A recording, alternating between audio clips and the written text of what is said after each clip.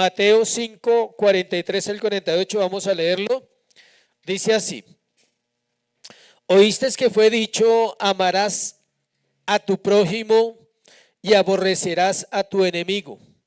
Pero yo os digo, amad a vuestros enemigos, bendecid a los que os maldicen, haced bien a los que os aborrecen y orad por los que os ultrajan y os persiguen, para que seáis hijos de vuestro Padre que está en los cielos, que hace salir el sol, su sol, sobre malos y buenos, y que hace llover sobre justos e injustos. Porque si amáis a los que aman, a los que os aman, ¿qué recompensa tendréis? ¿No hace también así lo mismo los publicanos?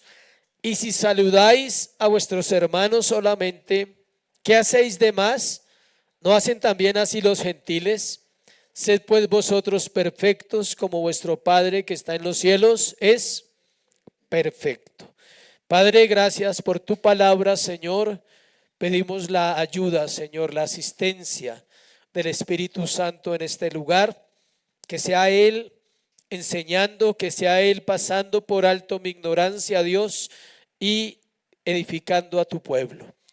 Oramos que la palabra de Dios traiga luz en esta hora y disipe las tinieblas en Cristo Jesús. Amén y amén. El tema le hemos titulado Amar más una pregunta: ¿fácil o difícil? Desde ahí usted empieza en su mente a evaluar esa frase, si amar es fácil o si amar es difícil. Piense por un momento en su vida si le ha sido fácil amar o si le ha sido difícil. Yo me voy a la segunda parte. Para mí ha sido difícil. En Cristo, ¿no? Estoy hablando en Cristo. Si usted evalúa el amor a la luz del mundo, es un amor fácil, pero es un amor pervertido, es un amor incorrecto. El amor del mundo es un amor ¿qué? Incorrecto.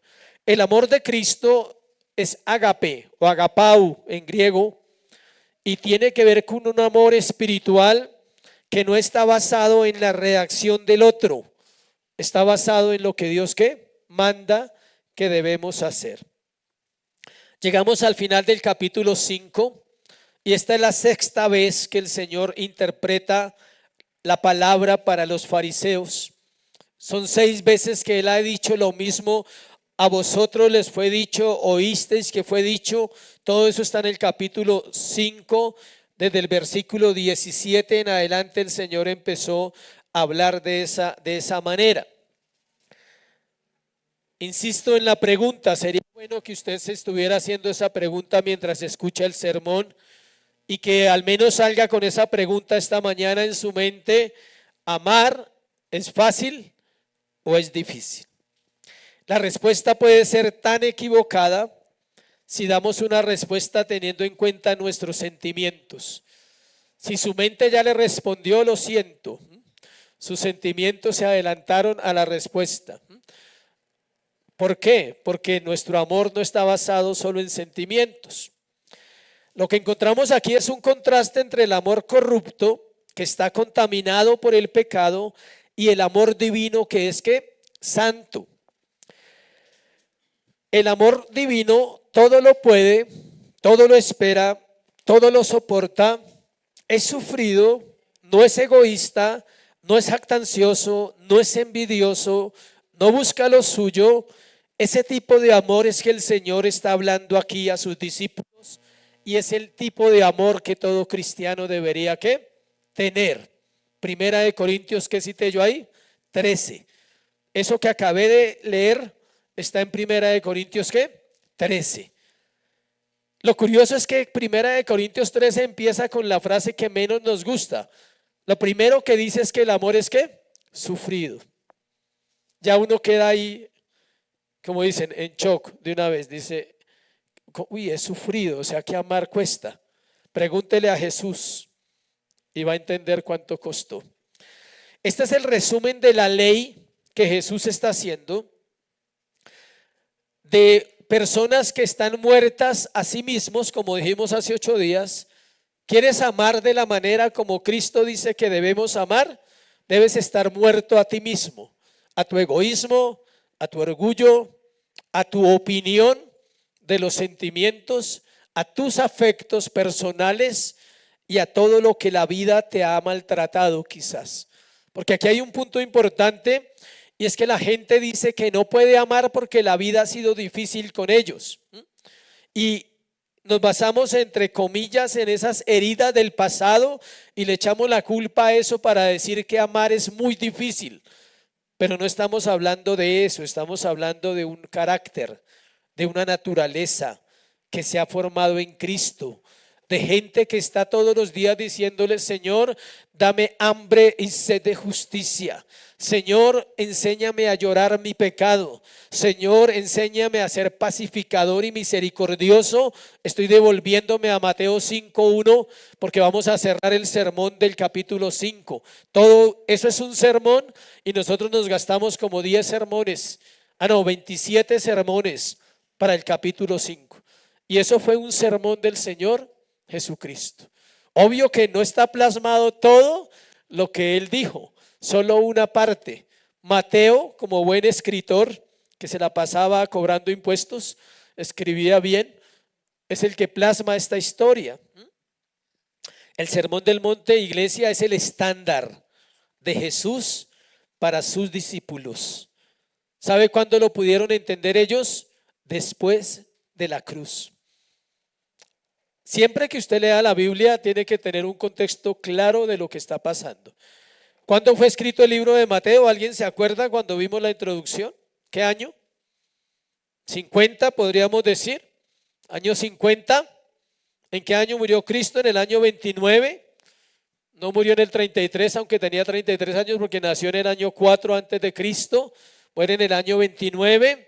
Han pasado 21 años y el evangelio se ha extendido por todo Jerusalén, Judea, Samaria, y está Mateo escribiendo el evangelio, y Mateo escribe aquí, pero ya es un hombre transformado cuando él escribe. Pero cuando pasó la historia literal del Sermón del Monte, los discípulos no entendían nada. Eran novatos, llevaban un año por ahí caminando, año y medio con Jesús, no sabían nada. Ellos están escuchando y están diciendo: ¿esa es la vida cristiana? Entonces la vida cristiana es ¿qué? Difícil.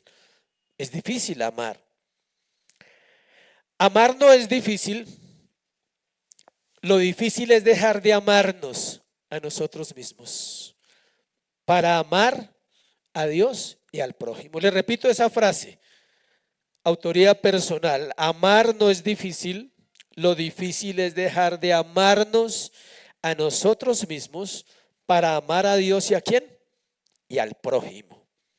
Los discípulos, cuando entendieron la cruz del Calvario y Jesús resucita, les es renovada su mente hasta el punto de morir por Cristo. 11 murieron sacrificados. Uno murió en la isla de Patmos, el apóstol Juan. Los otros 11 fueron ¿qué? Sacrificados por Cristo, porque entendieron que eso era ¿qué? El amor. No se vaya a asustar, tranquilo, que usted no es un apóstol. Bueno, no se vaya a asustar, pero entienda que amar está asociado a morir. Cristo nos amó hasta el punto de ¿qué? Morir. Y la mente empieza a tener un choque casi eléctrico, no se preocupe. Cuando hablamos de esto, nuestra mente dice: ¿quién puede vivir eso?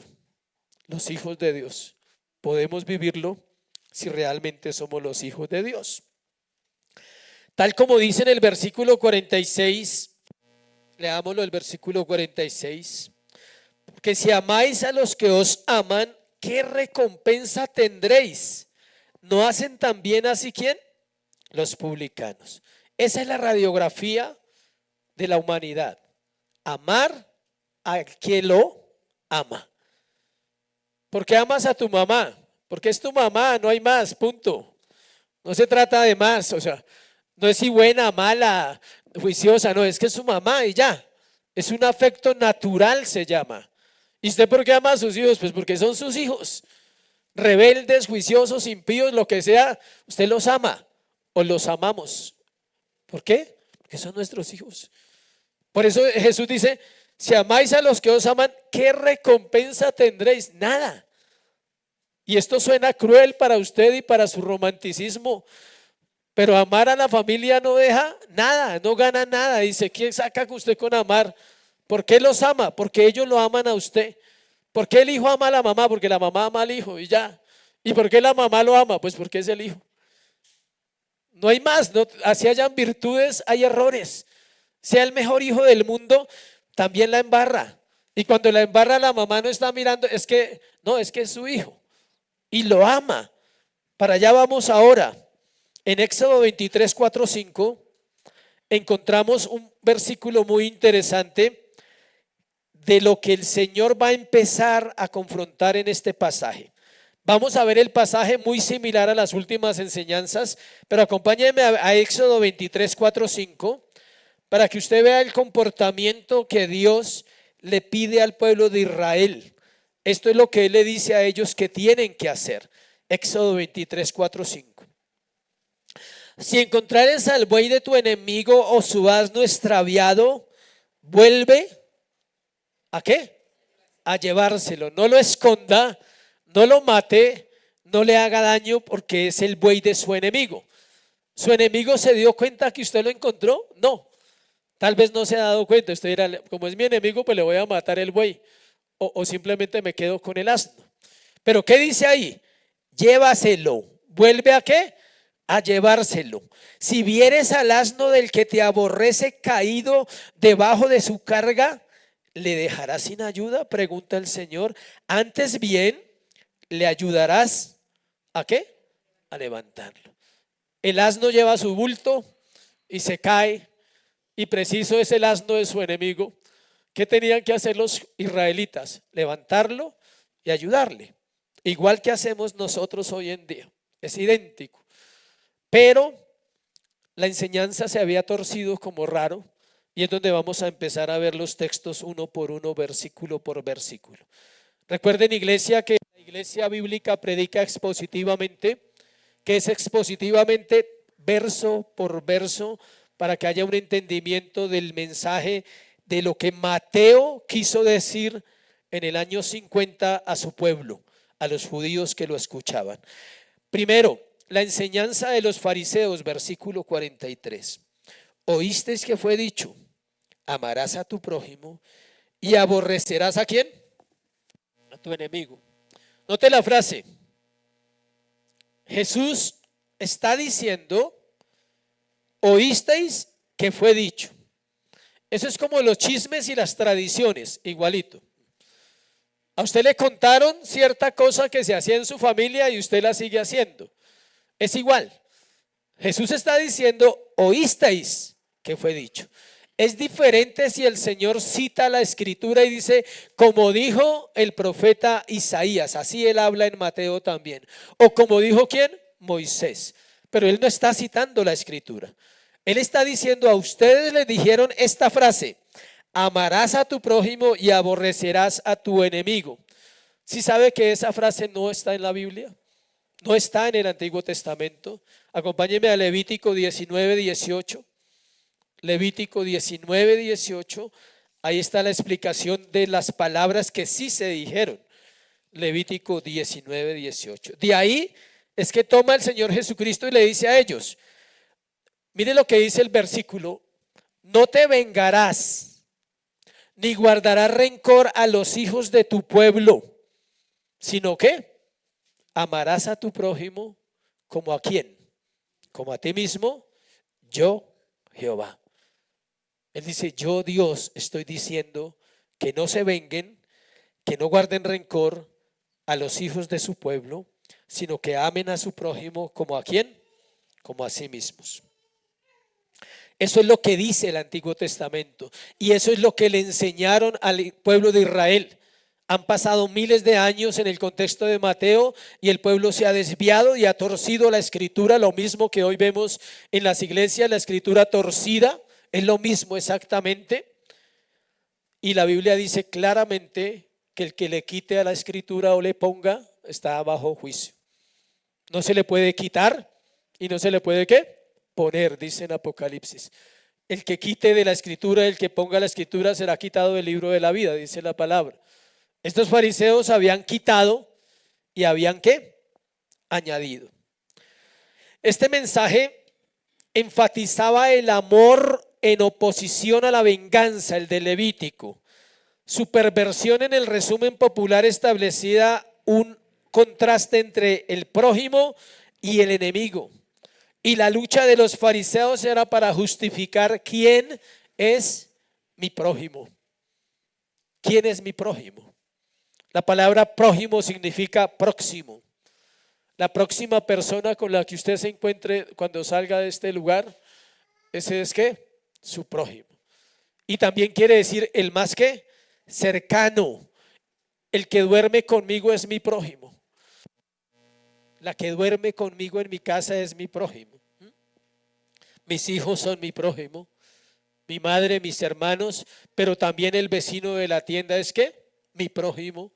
Cuando salgo a comprar algo, ¿le compro a quién? A mi prójimo, al más próximo. Los fariseos lo habían enfatizado de una manera cerrada por el texto de Levítico cuando dice que a mi pueblo. Entonces ellos estaban cerrados y pensaban que el prójimo eran solo los judíos, no más. Y tenían dos personas que ellos detestaban. ¿Quiénes eran? Los gentiles y los publicanos, que el Señor los va a poner de ejemplo ahorita en el pasaje. El resultado de la pregunta es esa: ¿quién es mi prójimo? Lucas 10:29, acompáñeme allá. El Señor lo enseñó, gracias a Dios. Lucas 10:29. La parábola del buen samaritano. Dice versículo 29, pero él queriendo justificarse, ¿quién? El intérprete de la ley. Lea versículo 25. Lucas 10:25. He aquí un intérprete de la ley se levantó y dijo para probarle. ¿Sí ve la intención del fariseo? Digámoslo en términos colombianos, corchar a Jesús. Corchar a la sabiduría eterna, digámoslo así.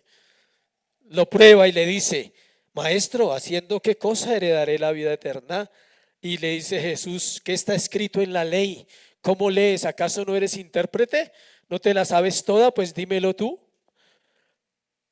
Aquel respondiendo dijo: amarás al Señor tu Dios con todo tu corazón y con toda tu alma y con todas tus fuerzas y con toda tu mente, y a tu prójimo como a ti mismo. Y Jesús le dice: bien has respondido, haz esto y vivirás. Pero mire lo que responde, que es donde estamos. Queriendo justificarse a sí mismo, dijo a Jesús: ¿quién es mi prójimo? ¿Sí ve que ellos tenían un concepto diferente del prójimo? Su prójimo eran los de alrededor, los de la sinagoga, los judíos, los juiciosos. Para muchos cristianos el prójimo es el cristiano, el que está en la iglesia y hace buena cara porque los domingos no puede hacer mala cara. Sí, en la semana hace mala cara en la casa y aquí pone cara perfecta porque en la iglesia todos somos bonitos. ¿Sí me explico? Entonces, ese es mi prójimo. Es mi hermano, el que comparte conmigo, el que me hace favores, el que me presta, esos son nuestro prójimo.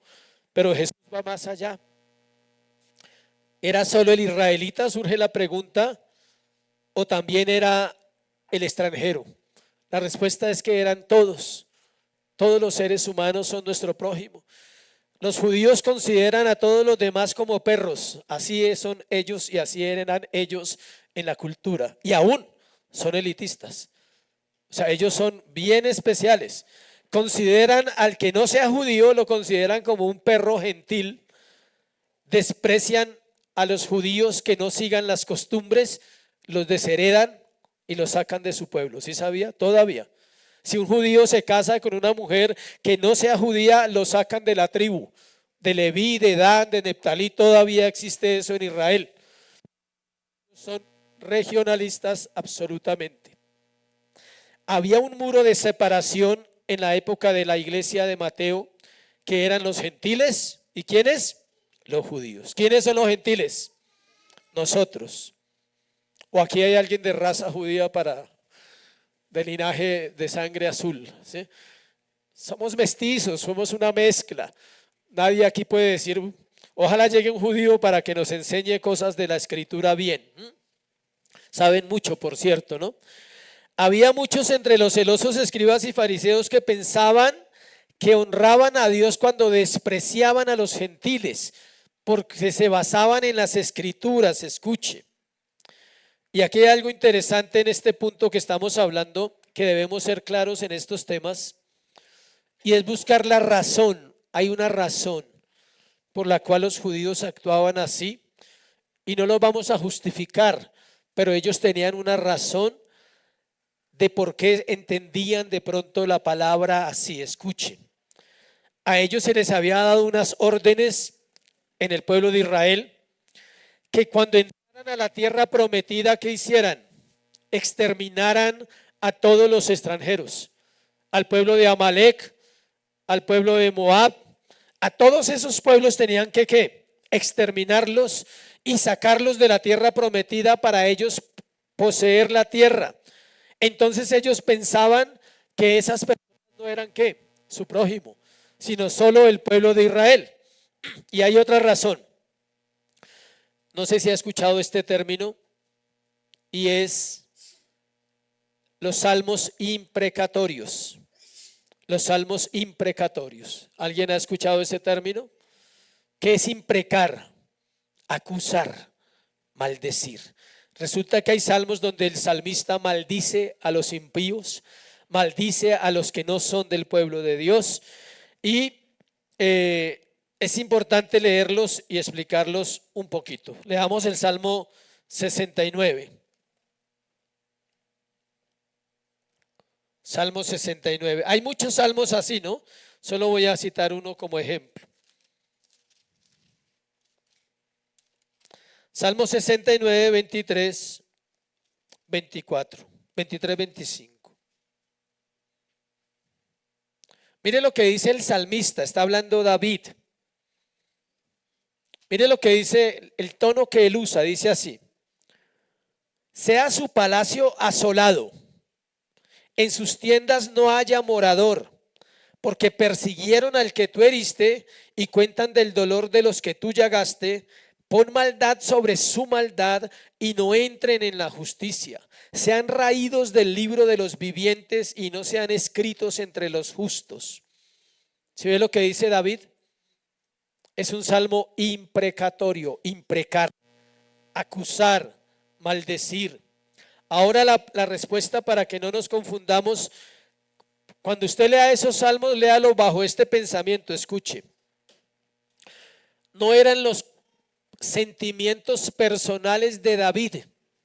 Siempre que David usa esos términos, o los salmistas, están hablando de un pueblo que quería hacerle daño a la iglesia de Dios en esa época. ¿Cuál era la iglesia de Dios? Israel. Siempre van a haber personas, hombres, que quieren hacerle daño ¿a quién? A la iglesia.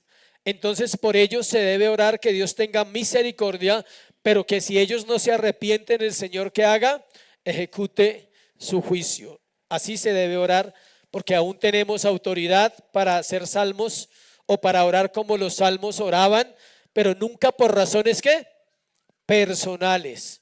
No es que a alguien le cae mal a usted y usted diga destrúyelo, quémalo, Señor. No, no. Siempre tiene que ver con algún propósito de Dios. Ellos oraban porque los extranjeros los oprimían, y los extranjeros no querían dejarlos salir ¿de dónde? Del desierto en la época de Israel, y en la época de David los pueblos perseguían ¿a quién? A Israel, perseguían al pueblo de Dios, y el Señor, David está orando de esa manera. David está diciendo: Señor, obra en ellos, no les permitas que nos ataquen, corta sus vidas, haz lo que tú tengas que hacer, porque el pueblo de Dios tenía que ¿qué? Permanecer. Entonces siempre recuerde, ¿por qué los judíos interpretaban así? Porque habían unas órdenes en el Antiguo Testamento específicas para ese tiempo específico, pero ya estamos ¿dónde? En el Nuevo Testamento, y es diferente. Segundo, amad a vuestros enemigos, versículo 44 de Mateo capítulo 5. Volvamos allí. Pero yo os digo, amad a vuestros enemigos, bendecid a los que os maldicen, haced bien a los que os aborrecen, y orad por los que os ultrajan y ¿qué? Persiguen. Este es el mandato del Señor. No es una enseñanza nueva, aunque algunos creen eso, porque el Antiguo Testamento dice que debemos amar a nuestros enemigos, sino que también tenemos que ayudarle. Lo leímos ahora en la cita, que si usted se encontraba algo de un enemigo tenía que ser buena gente, no mala gente. Entonces no es una enseñanza nueva. El Señor está diciéndoles: yo os digo. ¿Y quién es Jesús? Dios. Podríamos decir, Dios les dice. El mismo Señor les está hablando a ellos. Encontramos varios ejemplos en la Biblia de hombres que amaron a sus enemigos. Por ejemplo, mire Job 1:1. Acompáñeme al libro de Job 1:1. La Biblia siempre dice más de lo que leemos. Usted lee Job 1:1 y dice: ¿y qué tiene que ver con los que estamos hablando? Mire lo que dice: hubo en tierra de Uz un varón llamado Job, y este era hombre ¿qué? Perfecto. Note la frase: ¿hombre qué? Para ser perfecto no podía odiar a sus enemigos, tenía que amarlos. Porque si usted lee Mateo 5:48, dice: sé pues vosotros ¿qué? Perfectos, como vuestro Padre que está en los cielos es perfecto. O sea que Job no odiaba a sus enemigos, los amaba. Por eso le digo, la Biblia dice más. Ahí no dice que él amaba a los enemigos, pero dice que era ¿qué? Perfecto, recto, temeroso de Dios y apartado del mal. Esas características solamente son de un hombre que puede amar a sus enemigos, que no tiene odio por nadie, no tiene nada en su corazón por nadie. Está muerto. Job estaba muerto a sí mismo. David, en el Salmo 7, versículo 4 y 5, vamos a David, al Salmo de David, capítulo 7 de los Salmos, versículo 4 y 5. Mire lo que dice. Dice: si he dado mal pago al que estaba en paz conmigo, y pone entre paréntesis, antes he libertado al que sin causa era mi enemigo. Persiga el enemigo mi alma y alcáncela, huelle en tierra mi vida y mi honra ponga en polvo. ¿Quién se atreve a hacer esa oración? Decirle: Señor, si yo he maltratado a alguien, que el enemigo me persiga, que ellos se venguen de mí en este tiempo. ¿Quién haría esa oración hoy aquí? Nadie. David la podía hacer. Su corazón era perfecto en ese momento. Repito: si he dado mal pago al que estaba en paz conmigo, dice, nunca le he pagado mal a nadie. Antes he libertado, ahí está entre paréntesis, al que sin causa era mi enemigo. Todos los enemigos de David eran sin causa, él no les hizo nada. Era porque eran aliados ¿de quién? De Saúl. Pero él no les hizo nada, él ni los conocía. En este término serían metiches, ¿sí? Como nosotros hablamos acá. Había mucho metiche en esa época también, en la época de Israel, y eso es, acá lo entendemos en nuestra cultura. En otro salmo, David declaró lo siguiente. Voy a leer lo que él declaró en otro salmo. Salmo 33, 12, 15, por favor. Salmo 33, 12, 15. Yo lo tengo acá, pero es bueno que usted lo lea. Por eso uno debe buscar en la Biblia cuando va a leer en la iglesia el Salmo. Salmo 32, 35. No, 35. Sin imprecar. Salmo 35, 12, 15. Bueno, hay que perdonarme. Bueno, me devuelven mal. ¿Por qué? Por bien, para afligir mi alma. Imagínense. ¿A alguien le ha pasado eso o solo a David? ¿Me devuelven qué? Mal por bien para afligir mi alma. Pero yo, cuando ellos se enfermaron, me vestí de cilicio. Afligí con ayuno mi alma y mi oración se volvía a mi seno. Como por mi compañero, como por mi hermano andaba, como el que trae luto por madre, enlutado me humillaba. Pero ellos se alegraron en mi adversidad y se juntaron contra mí gentes despreciables, y yo no lo entendía. dura la lucha de David en ese momento. Él dice, yo oraba por ellos, los bendecía, los amaba y ellos se juntaron contra mí. Por eso en otro salmo dice, cuando se juntaron contra mí los malignos para comer mi carne, ellos ¿qué? Tropezaron y cayeron. Porque David estaba en las manos del Señor y David no quería hacerle daño a nadie. El ejemplo más claro de un hombre santo, en el sentido de los enemigos, es cuando David tiene la oportunidad de matar a su rey y no lo hace. Cuando en la cueva el rey entra a hacer una necesidad física y él tiene la oportunidad de matarlo, pero le corta solo el manto. Y luego dice, ¿habría yo de matar al ungido del Señor? Y Saúl lo quería matar, no estaban jugando, era algo serio. Las palabras, volvamos a Mateo 5:44. La palabra cuando dice allí amad, esa palabra amad dice que es agapate, agapate en griego, y orar prosoucheste, como suena, prosoucheste.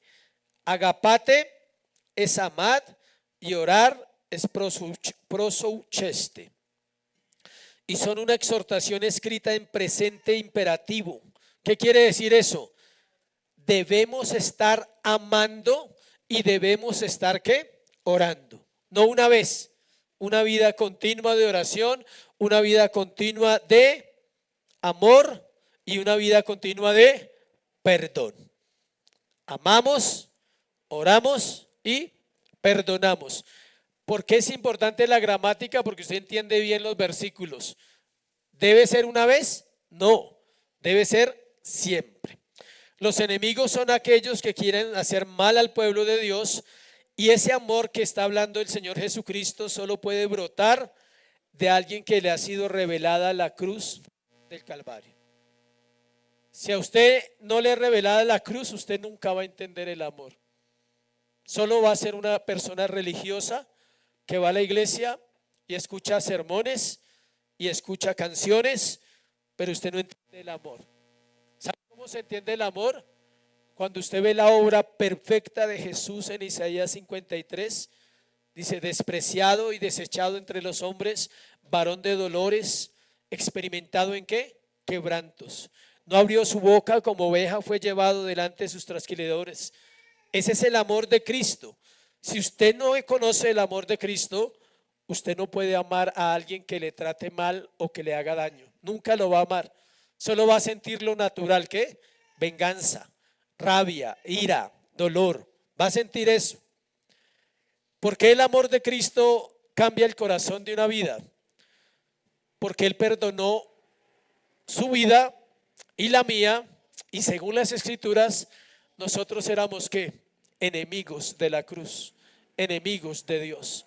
Es decir, Él nos enseñó a perdonar con un ejemplo claro. Perdonó mi vida, que era enemigo de ¿quién? De Cristo, enemigo de la cruz. Vamos a ir al desenlace, que es la parte más importante. Amar a nuestros enemigos, un distintivo de los hijos de Dios. Tercero, amar a nuestros enemigos, un distintivo de los hijos de Dios. Versículo 45 al 47. Note que ahora el Señor dice lo siguiente: para que seáis hijos de vuestro Padre que está en los cielos, que hace salir su sol sobre malos y buenos, y que hace llover sobre justos e injustos. Aquí encontramos el porqué. Hasta ahora hemos hablado de la posición de los fariseos, hemos hablado de por amar a nuestros enemigos, y usted dice, bueno, ¿y por qué? Deme una razón. ¿Sabe cuál es la razón fuerte y que la Biblia nos la dice? Porque solo así podemos llamarnos hijos de Dios. Y esto ya pone la balanza más alta, la medida.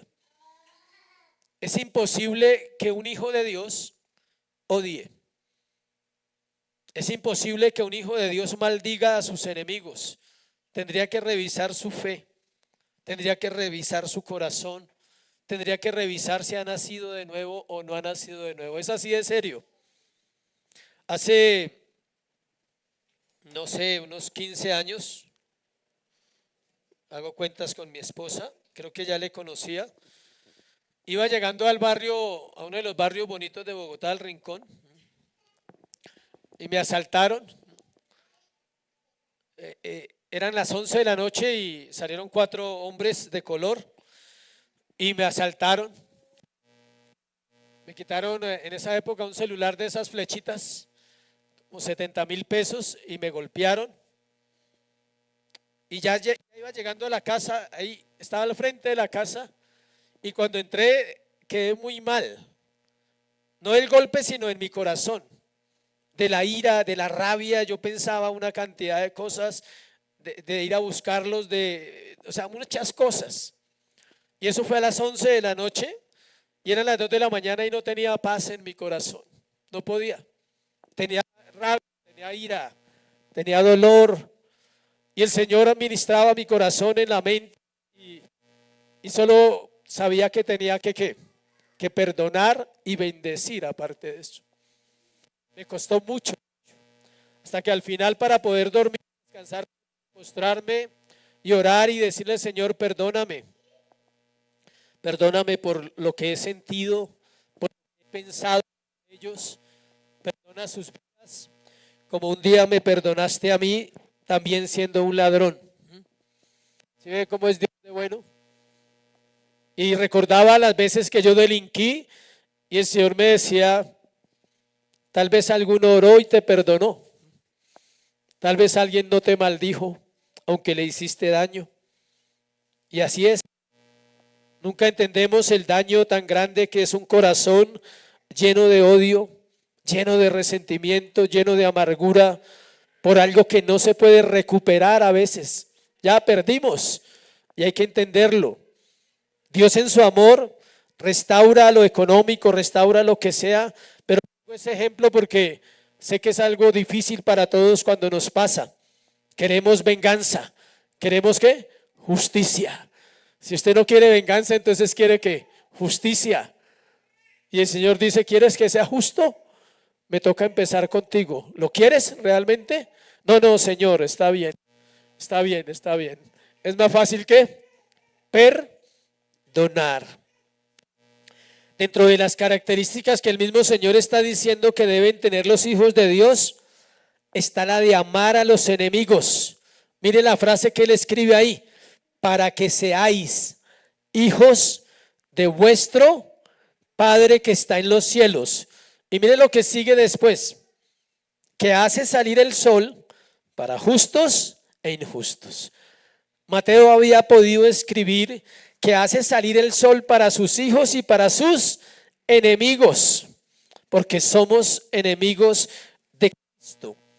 Note lo que dice, que para que seáis hijos debéis perdonar a vuestros enemigos, porque Él mismo nos está dando el ejemplo. Si Dios quisiera, tiene el poder y la autoridad para que el sol calentara a unos y no a otros. Cuando Israel, en el Éxodo, vinieron las plagas ¿a quiénes afectaron?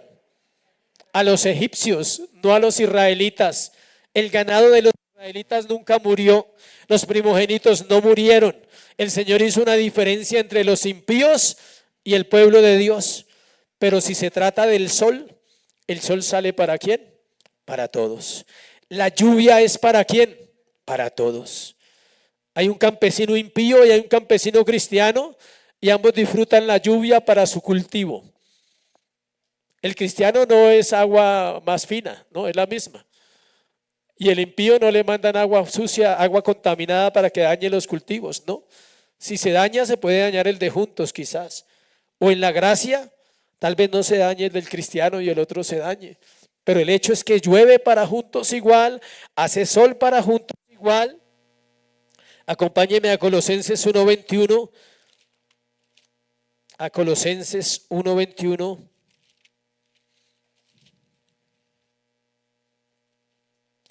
Gálatas, Efesios, Filipenses y Colosenses, para los que están buscando. 1:21. Mire lo que dice. Y a vosotros, o sea, nosotros, la iglesia, también que erais en otro tiempo extraños y enemigos en vuestra mente, haciendo malas obras, ahora os ha reconciliado. Éramos enemigos en nuestra mente, hacíamos malas obras y Él nos ha reconciliado. Filipenses 3:18, antecitos de Colosenses. Filipenses 3:18. Porque por ahí andan muchos de los cuales os dije muchas veces y aún ahora lo digo llorando, que son enemigos de la cruz de Cristo. Pablo llora por los enemigos de la cruz de Cristo. ¿Has llorado por los impíos? ¿O solo lloras por tu familia cuando oras? A eso se refiere. Si lloramos por los impíos, por los que son enemigos de Cristo que usted conoce, o solo lloramos por nuestros hijos orando por nuestras familias. Debe ser igual. Si lloras por tu familia porque anhelas la salvación de ellos, llora por los impíos y dile: Señor, ten misericordia de ellos también. Tráelos a la salvación según tu plan perfecto. En otras palabras, el Señor está diciendo: debemos amar como Él ama, tanto a sus hijos como a sus enemigos. Nosotros debemos amar a nuestra familia espiritual, amar a nuestra familia en la carne, pero también debemos amar a los que no conocemos. Hay gente que hace daño a la obra de Cristo y aún así debemos orar por ellos. Versículo 46. Porque si amáis a los que os aman, ¿qué recompensa tendréis? ¿No hacen también así los publicanos? El Señor va a usar dos ejemplos. Uno, los publicanos, y en el versículo 47, los gentiles. Los dos versículos dicen lo mismo. Que ¿qué ganamos con amar a los que nos aman? Dice que si acaso no hacen así también los publicanos. Nosotros tenemos un amor que discrimina, que hace acepción de personas, que basa el amor en el tipo de relación que usted tenga con ellos. Es decir, que amamos a aquellos que también nos hacen bien y nos cuesta amar a los que no nos hacen bien. Es tan fácil. Por eso el título del sermón es amar, ¿fácil o difícil? Es fácil amar a alguien que nos ama. Es fácil amar a alguien con el cual tengo un nexo de sangre. Es fácil amar a alguien que me hace favores. Es fácil amar a alguien que me une en afectos, que comparte mis ideas, que piensa como yo, que nunca me molesta, que nunca me dice nada. Es fácil amarlo. El hombre caído es incapaz de amar, no puede amar. ¿Por qué no puede amar? Porque está muerto. Entonces ese fácil de amar es un engaño, es una mentira. No existe el amor sin Cristo, no existe el amor verdadero.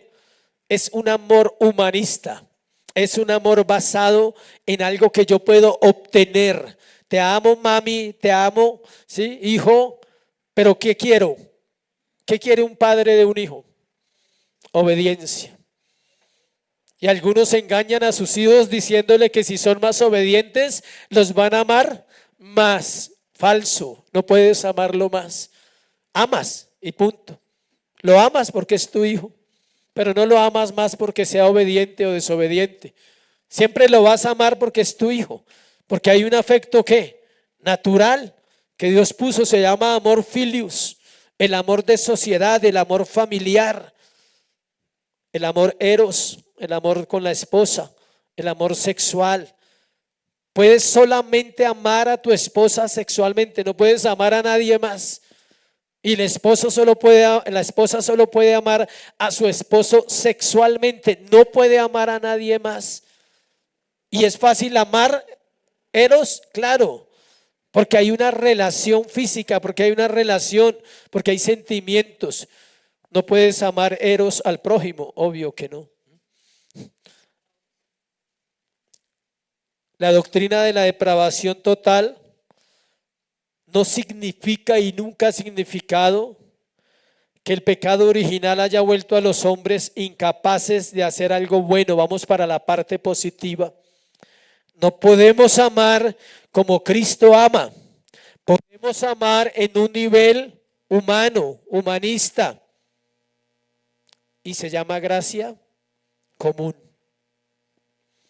O sea, Dios es tan bueno, que permite que aún los muertos amen en lo natural. Amar a la esposa, a los hijos, a la familia, es bueno y se puede hacer. El asesino mata a sueldo y luego va a pasear con lo que le pagaron. ¿Es así o no es así? Y va a la playa y lleva a su niño de 3 años y le compra lo que cualquier otra persona que trabaja también viajó a la playa y está comprándole a su hijo lo mismo. Pero él mata a una persona a sueldo, pero tiene amor humano por sus hijos. ¿Quién puede juzgar eso? Nadie.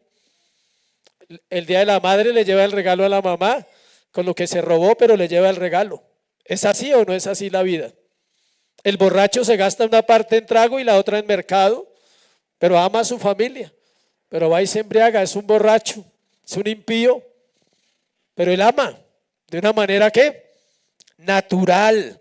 El amor paternal, el amor filial, el amor conyugal, el amor de amigos, todos ellos, como bien sabemos, son la experiencia de la gracia común en hombres y mujeres que no conocen a Cristo. Todos los seres humanos aman aunque no conocen a Cristo, porque hay una gracia que común. Hay una misericordia extendida para que el mundo no sea un caos. Imagínense que no existiera la gracia común, no estaríamos acá.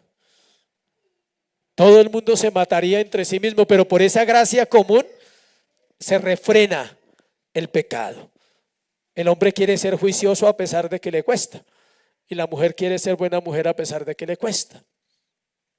El Señor usa los 2 ejemplos de las personas más repudiadas por los israelitas, los publicanos y los gentiles. Los publicanos eran recaudadores de impuestos, ladrones que oprimían a su mismo pueblo, eran odiados por todo el mundo, pero usaban el dinero que se robaban para vivir bien con sus familias, porque amaban a sus familias. Claro, Roma pedía el 10 y ellos cobraban el 12, se ganaban el 2% en cada persona. ¿Era permitido? Sí, pero los israelitas los odiaban a sus propios compatriotas, decían: ladrones, nos están robando, nos están, siendo su propio pueblo, nos están exprimiendo. Ellos cobraban más del impuesto que Roma le había puesto a Israel. Lucas 15:1, para que vea un ejemplo ahí. Se acercaban a Jesús todos los publicanos y pecadores para oírle. Imagínense qué pensarían los fariseos y los escribas si se acercaban los publicanos y pecadores para oírle. Los ladrones de los publicanos, los que no querían sino a su propia familia, se acercaban a Jesús. Y había otro ejemplo, los gentiles, los que no eran hijos de Dios, que no conocían nada de las Escrituras, pero también amaban a los suyos. Entonces Jesús está diciendo, note la frase del versículo, las 2 frases centrales de los versículos 46. La frase central dice: ¿qué recompensa tendréis? Ninguna es la respuesta. No ganas nada, iglesia, por amar a los que te aman. No hay recompensa para el que ama a los que le aman. Y la otra frase dice: ¿qué hacéis de más? Versículo 47 dice: díganme, ¿qué están haciendo de más? Amando a sus familias, si están amando a sus prestamistas, si están hablando a sus proveedores, ¿qué están haciendo de más? Nada. Y había hablado antes de una milla más. Dice: ¿por qué no van una millita? ¿Por qué no aman a alguien que le caiga mal de vez en cuando? O sea, ámenlo a veces. Oren por él. Tal vez el Señor tenga misericordia y lo salve. Pero todo amor humano, por más alto o noble o mejor que sea, se contamina en un grado con las impurezas del egoísmo. A nosotros los cristianos se nos llama específicamente a amar a nuestros enemigos. Es un amor que no espera nada. Un enemigo no te va a prestar nada. ni te va a devolver nada, ni siquiera le va a decir gracias. Es más, de pronto lo odia un poco más por usted amarlo. Aunque amándoos más, ¿qué dice Pablo? Sea amado menos, le dice a la iglesia. Yo los amo y cuando les digo la verdad se ponen bravos y ya no me aman igual. ¿Sí ve? Esto es imposible, iglesia. Estamos hablando de una cosa, de un asunto, perdón, que no podemos entender a no ser por la sabiduría que Dios da. Si saludamos solo a nuestros hermanos y hermanas, a nuestros colegas cristianos, no somos mejores que los paganos porque ellos también se saludan entre sí y se aman. Hay dos aspectos más que debemos mirar y son las frases que les dije. Las razones por las cuales amar a nuestros enemigos las dice en esas dos frases. ¿Qué recompensa tendréis? Lo cual nos lleva a pensar que si no amamos a nuestros enemigos, nos puede dejar sin recompensa de Dios. ¿Sí sabía? En el día del juicio, para los creyentes van a haber recompensas, no para todos. El cristiano también va a ser juzgado, no para condenación, sino para salvación. A usted no le van a decir que era un adúltero, un borracho, no, todo eso ya fue perdonado, pero sí le van a decir, ¿por qué no amabas a tus enemigos? O sea, se queda sin recompensa. Ahí sí, como dice, pasa raspándose de penas. 5.9.9 dicen, ¿sí? Y la décima se la regala el Señor, dice, te paso. Y eso va a ser vergonzoso. Y no hay nada de recompensa. Y usted dice, pues ya no me interesa porque ya estoy en la gloria. Error. Porque dice que se ofrecerán coronas al Señor. ¿Y usted qué va a ofrecer? Nada.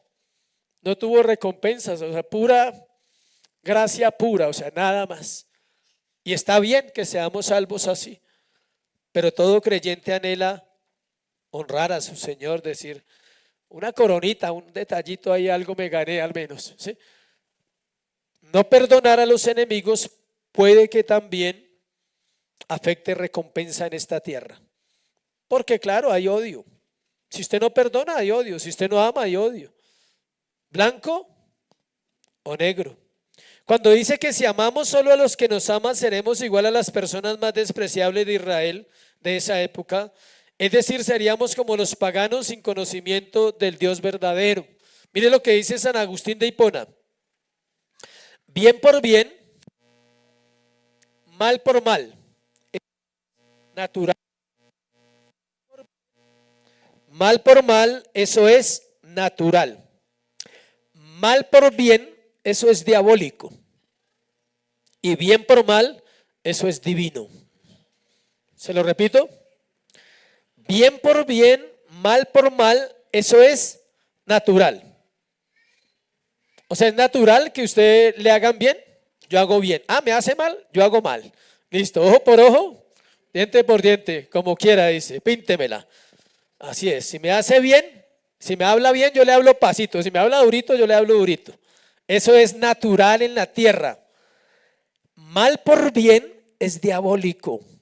Cuando alguien devuelve mal por bien, está mostrando las características de los hijos de Satanás. Y bien por mal, eso es divino.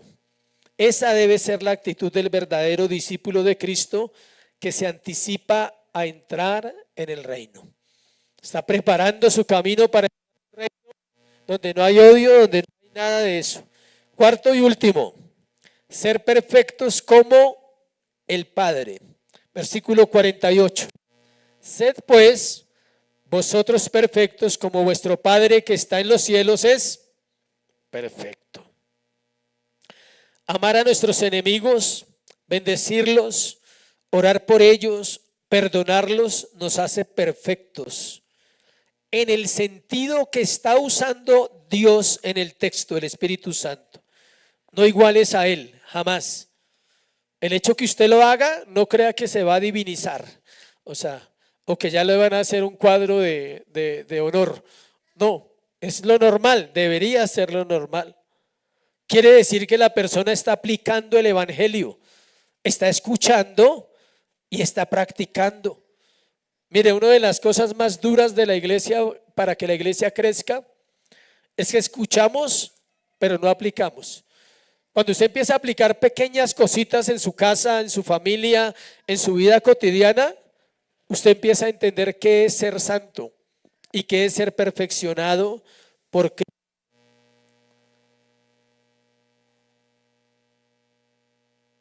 Cuando hacemos esto, estamos haciendo lo que Cristo hizo. Y la verdad, no tenemos razones para amar a nadie que nos odie y que sea nuestro enemigo. Pero hay una noticia: Cristo no tenía razones para amarlo a usted o para amarme a mí. ¿Sí ve? ¿Por qué razón tengo que amar a mis enemigos y perdonarlos y bendecirlos? Hágase esta pregunta: ¿por qué razón Cristo tenía que perdonarnos y salvarnos? Por ninguna. Por gracia, por obediencia a su Padre, por un pacto. Sed pues vosotros, dice la frase, está dirigiéndose a sus discípulos, no al mundo. Esto es para los discípulos, esto no es para el mundo, quienes deben ser perfectos como lo es Dios. Mire lo que dice 5:20, devuélvase ahí una hojita, 5:20 de Mateo. Porque os digo que si vuestra justicia no fuere mayor que la de los escribas y fariseos, no entraréis al reino de los cielos. ¿Sí ve lo que dice? Si no tenemos una vida mejor que la de los fariseos, no vamos a entrar al reino de los cielos. La palabra perfectos es teleio en griego y significa lo siguiente: íntegro, completo. Íntegro y completo. ¿Qué es una persona íntegra? ¿Alguien que no se equivoca? No. ¿Qué es una persona íntegra? ¿Alguien que no falla? No. Una persona íntegra es que cuando falla y peca y se equivoca, va y lo reconoce delante del Señor primero y procura no volver a fallar en lo mismo. Vamos a terminar con unos ejemplos interesantes. En el año de 1567, el rey Felipe nombró al duque de Alba gobernador de los Países Bajos, quien era sangriento y violento contra la reforma. Un hombre fue sentenciado a morir, pero logró escapar en el invierno y atravesar un lago mientras era perseguido por un soldado que no pudo pasar el lago y empezó a gritar porque se estaba congelando. El hombre, al ver que el soldado gritaba, se devolvió para salvar a su enemigo y lo logró salvar. Y no solo lo salvó físicamente, sino que este enemigo, al ver ese acto, dijo: creo en tu Dios. Eso es perdonar a nuestros enemigos. O sea, él ya se había librado, pero el soldado quedó atrapado en el hielo y él tiene que devolverse. Dice: no puedo, mi conciencia no me deja dejarlo ahí. Y no solo lo salvó físicamente, sino también lo salvó el alma. Dios lo usó para salvar el alma del soldado. Son historias reales, no son cuentos. Un reformador escocés fue sentenciado a morir como hereje. El verdugo que tenía que ejecutarlo sabía y había escuchado del ministerio pastoral de este gran hombre y dudó de ejecutar la sentencia. Cuando el reformador vio el rostro del verdugo dudando, le dio un beso en la mejilla y le dijo: con esto te digo que te perdono. Eso es amor y eso es perdonar a un enemigo. Y el verdugo lo ejecutó. O sea, él le dio un beso en la mejilla y dijo: hazlo, yo te perdono, antes de que lo hiciera. Eso es amor y eso es Cristo en acción en la vida de hombres y de mujeres que pueden hacerlo. Desde luego nosotros no vamos a pasar ese lago lleno de hielo y esperamos que no vayamos a morir bajo un verdugo. Nuestros enemigos no siempre vienen en formas tan amenazadoras o amenazantes, como esas. A menudo son personas comunes y corrientes que son perversas, impacientes, críticas, mojigatas y rencorosas, o que simplemente no están de acuerdo con nuestra fe. critican nuestra fe. Cualquiera que sea la relación personal que tengamos, Dios nos pide amar sin importar los conflictos, sean con nuestro cónyuge. A veces el enemigo puede ser el cónyuge, ¿sí sabía? Uno dice, ¿será que llega hasta ahí? Sí, la Biblia lo dice. No vaya a pensar en la película Durmiendo con el enemigo, por favor, no vaya a pensar en eso. Pero la realidad es más fuerte que la ficción. ¿Cuántas parejas el uno mata al otro?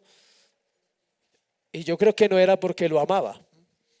Permitió el odio, permitió el rencor, permitió la maldad y llegaron a ese punto. Nuestros hijos pueden ser enemigos porque no compartimos su vida, porque no estamos en el mismo mundo, digámoslo, pueden ser nuestros enemigos también. Sin importar que los conflictos sean con nuestro familiar o con alguien fuera de casa, la idea es que siempre debemos ¿qué? Perdonar. Me gustó esta frase, también hay taimados comerciales. Taimados comerciales.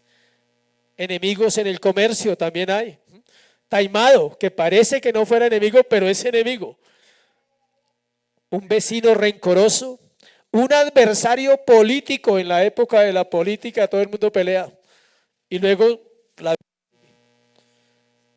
un antagonista social.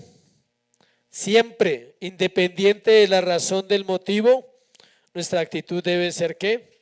Perdonar y amar a nuestros enemigos. Póngase de pie, por favor.